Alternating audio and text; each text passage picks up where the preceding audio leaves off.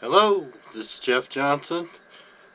This is my reflection on a bibliographical information reading log. Um, the book is Genesis Begins Again. Author is Alicia D. Williams. Illustrator is Rafael Lopez. Simon and Schuster is the author. Copyright date is 2020. Genre is fiction.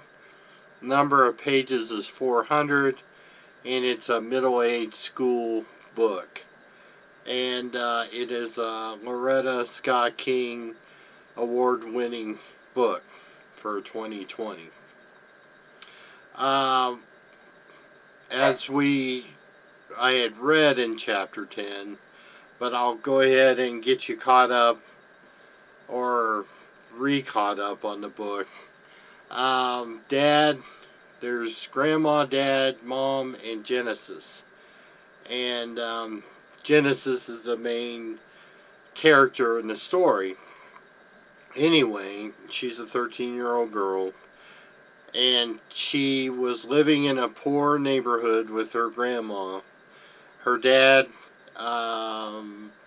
as they had started the story, had made some mistakes and was drinking and lost the rent money. And so he ended up leaving for a little bit, which Grandma was not happy with Dad at that point. And Mom, Dad, and Grandma were still living in Grandma's house.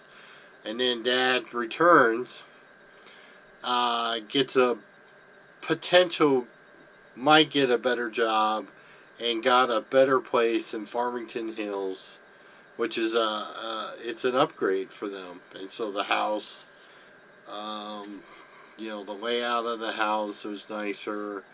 It's everything the family ever wanted. The dad would say that, well, with this new job, I'll be making more money so we can afford the house. And so,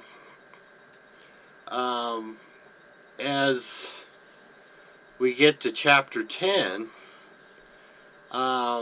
Genesis is in the backyard and kind of admiring the fence and the deck, and her mom comes out to begins to talk to her and kind of surprises her.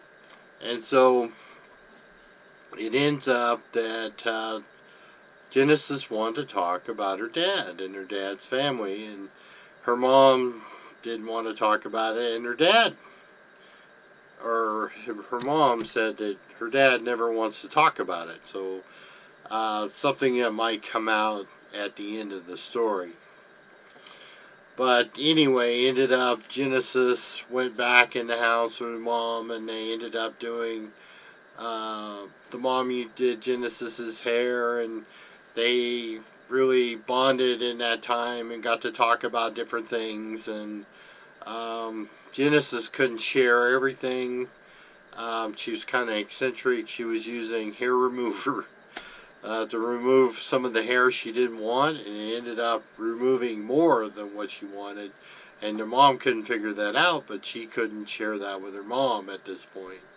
Which are, that's a family, that happens in families. So, anyway, as we get through chapter 10,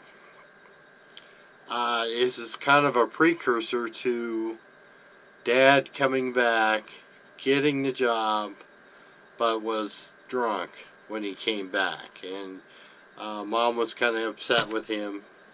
And Dad would try to get Genesis to engage in that, and she didn't want to. And the mom wanted to take a step back because she didn't want to get into a big battle. And so that's kind of where we leave it. And as I think about the response is that, that families that go through these tough periods of times, that do things together, and in those activities they do, they really get to bond together. They get to know each other. and just the different idiosyncrasies. And kids seem to pick that up anyway. That, stuff that you never want them to know, they are doing, and so it's just hard to um, sometimes humble yourself and just be honest and say, well, yeah, those things did happen, and that's why they're happening to you.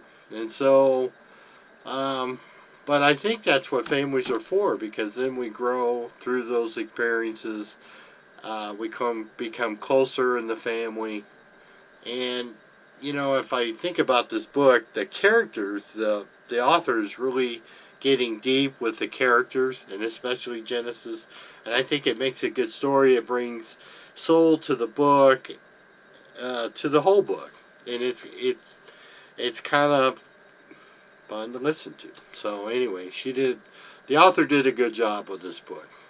Um, the activity, I would have done a character.